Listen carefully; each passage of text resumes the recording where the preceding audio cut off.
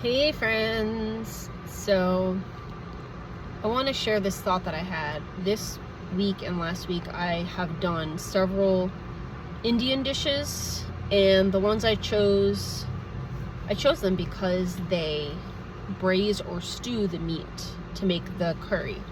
And for the most part they are curries. There's a rice dish or two. And yeah, so for the most part they are curries.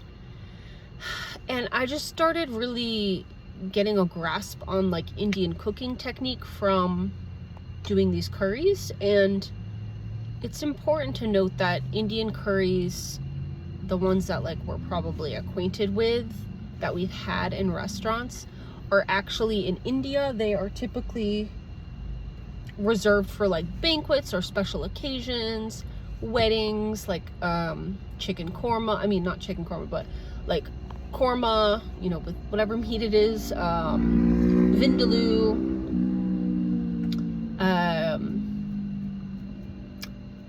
what's the other one? That's Rogan Josh. I'm sorry, it's been a long day. Anyway, there's various, lamb sog is another one. Yeah, so those curries that we kind of know from eating Indian food in restaurants, it's sort of the same thing in India. Like a lot of their home cooked food is a lot less complex fare. Those curries, those rich curries, are usually regarded as special occasion foods. So given that, they have kind of a complex technique to them. And, I'm a technique person, so I want to approach those recipes with that framework in mind, because there is a specific order in terms of the technique and timing and layering of the spices, layering of the different ingredients. So yeah, as I'm getting more acquainted with this, I'm like writing a cookbook, right? And I feel like I should have been acquainted with this before the cookbook. This should have been something I kind of had hashed out, right? But my interest for these curries comes from this idea that I had about stews and braises, and how when we think about stews and braises, and especially the way that they are taught in culinary school, it's a very European process. It's a very it's based in like French cuisine, but also European cuisine, where those steps and processes are specific. Well, come to find out with the curries, it's a little bit different.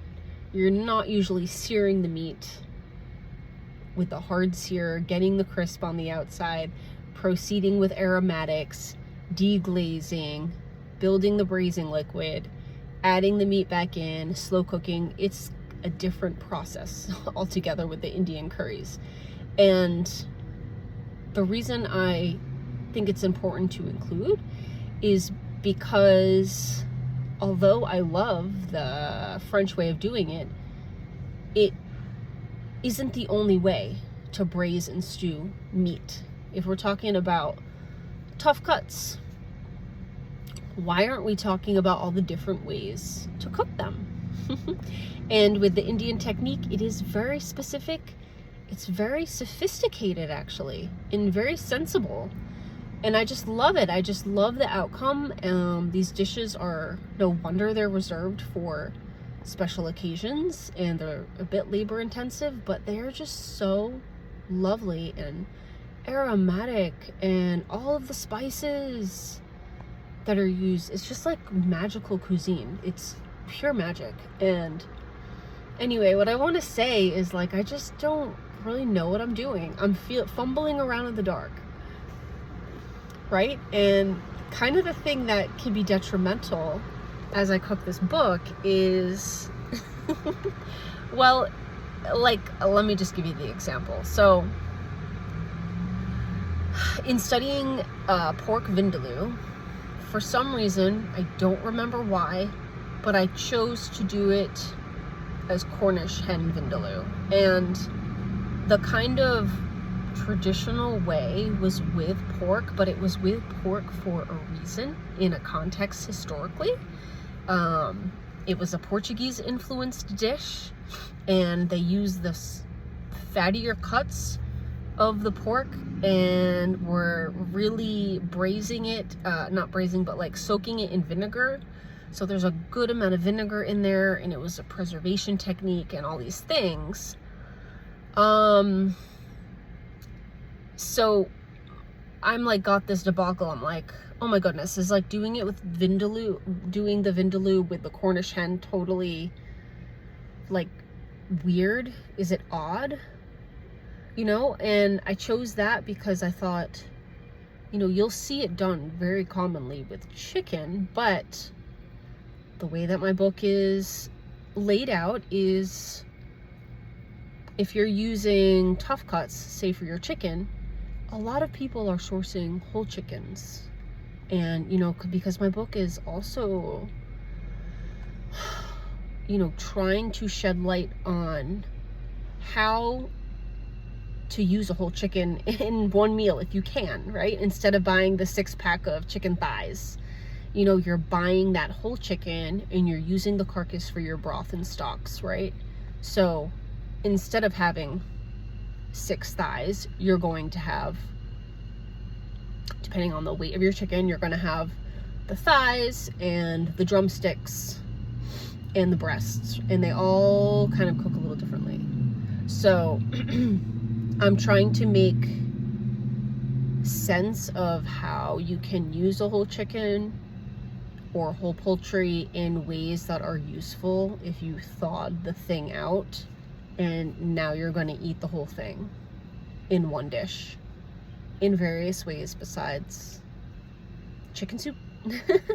So anyway, I chose Cornish hens because, you know, with the vindaloo, I thought, oh man, if you split that chicken and braise it, it's just not going to cook evenly. Like, the breasts are going to dry out a little less with braising than with like roasting, but I just thought if you have the Cornish hens, they're so small, and the breasts and the legs, they really cook at a similar rate because of the way the bird is. It's just different. It's a different outcome than with a chicken with timing, and it's on the bone, so you're getting the gelatin absorbing into the broth and giving viscosity to the dish, which you want. You want that curry, great, almost gravy-like consistency of a curry is what you want. Indian curry shouldn't be watery, so you're getting that aspect. And yeah, I'm just like, am I making a mistake by doing it with pork? I feel like I'm violating tradition. Or am I overthinking this? Am I overthinking this, guys? You know, I'm just learning so much, and I will just say that, like, cuisine continues to humble me. It just, you know, I know a few things, I know a few tricks, but man, it's just, it never ceases to humble me, and it's been an undertaking trying to sort and categorize, kind of in my brain, at least when I approach the book, like soups, stews, braises from all different cultures. How do they fit under a certain umbrella? The umbrella that I have is kind of by cooking time. You know, like the tough cuts are going to take more time. But oh, look, very many different cultures have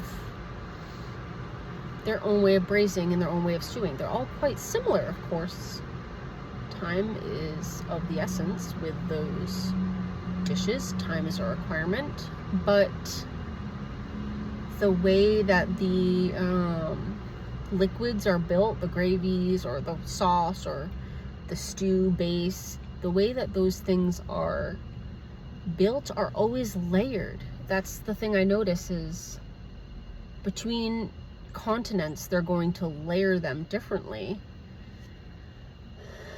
but it's still a complex dish in terms of flavor. Like when you bite into that fork tender meat, the accompanying liquid is always very multi-dimensional, very flavorful because of the layering of aromatics, layering of spices, layering of liquids. Maybe it's finished in a certain way, you know? With French food, a lot of the sauces are finished with a pat of butter, whisked in to make it very shiny. In Indian food, many of the times they will sprinkle either spices like a garam masala spice blend. They'll sprinkle that on at the very end to bring more aroma, which is a different layering than the previously cooked spices already in the dish, which change and transform during their cook time. Similarly, sometimes they'll add different fragrant waters or essences to build that flavor, to build additional aroma at the end. So yeah, it's just very fascinating to me, and I'm doing my best to try to present these things authentically, but also in a way that's going to be like enjoyable and approachable for home cooks. Because, you know, if I stick to just doing them like the quote unquote right way, I do obviously want the technique in there, but at the end of the day, I want people to enjoy these recipes. I want you to embrace them. I want them to be I want them to be a joyful experience without suffering, without being like, you know what, this recipe is just too much, or this just seems a little pretentious, or whatever, you know, it is that might deter you from a recipe, either at first glance or diving into it. My goal is to make it an enjoyable experience, and yeah, and when it comes to the tough cuts, I hope that my book is a reference for technique, certainly a point of inspiration, and a guide. So yeah, that's my thoughts for today. Bye, friends.